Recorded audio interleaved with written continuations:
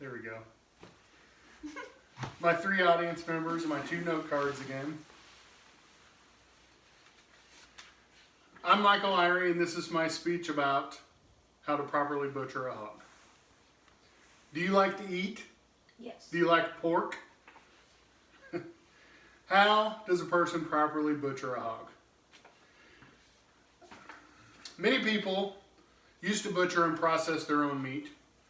It was a normal way of life for them. And one single butchered hog can produce 371 servings of pork. And that's from Hasheter, from his book, The Complete Guide of Pork Butchery. Also, from a visual guide of pork cuts that I found online. There are 4 main primary cuts. The shoulder, loin, the belly, and the rump. And everybody's familiar with a lot of those and how they work. Some of those cuts are just some of the many different uses of pork. My family and I have continued the ancestral tradition of butchering during the Thanksgiving holiday. Mostly because of the colder weather and that everybody's off work. And this is coming from a personal interview that I had with my mother-in-law, who's also in the audience. Mostly because of the colder weather and everybody being off work.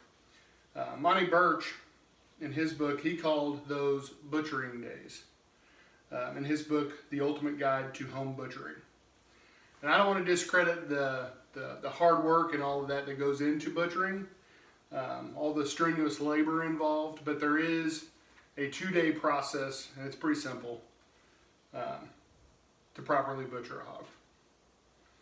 The first step, as you can see here, is laying the hog to rest. Hogs are shot in the head with a small caliber rifle round, as seen here. Not to kill it initially, but to stun it. And once it's stunned, the hog is punctured in the it's severed in the jugular vein so that it bleeds out, and all of that blood is collected for future cooking later in the process. After step 1, a tractor or other heavy machinery is used to transport the hog to the next process, where you scald or skin it. Scalding involves dipping the hog into very hot water, usually 150 degrees or hotter, to scald the skin so that the hair is easily removed. A razor is used to shave it, or a knife, something like that. And the skin is left on for a couple different reasons, mostly for the curing process. And if you're going to cure it, you cure hams, or you can also cure the bacon pieces too. Removal of the skin can be done to speed up the process of butchering. There's no scalding involved there, and the skin is just thrown away. Once the hair and skin is removed, the hog is moved to the evisceration process, which is step number 3 here. Gutting, or the evisceration process as it's called, includes removing the head and organs. The head's removed for cooking later from the carcass. And the whole hog can be halved at that point, or you can do it later also. The jowls are cut from the head for bacon. Miscellaneous head meat off of the skull can be used to mix for like breakfast sausage and stuff like that. And the brain, some people like to cook that up right then and eat it for breakfast. The eyes are typically just thrown away. Some organs are kept for future use later. Blood and liver sausage organs, for example, like the heart, lungs, kidneys, the spleen, and then some of the blood that we collected earlier is also kept. The liver is saved for a Thanksgiving meal that day. The small intestines are used, cleaned for sausage and brats. The hocks are washed and the hooves are removed to save the hocks to use for cooking later. Step 4 involves hanging the hog, as shown here.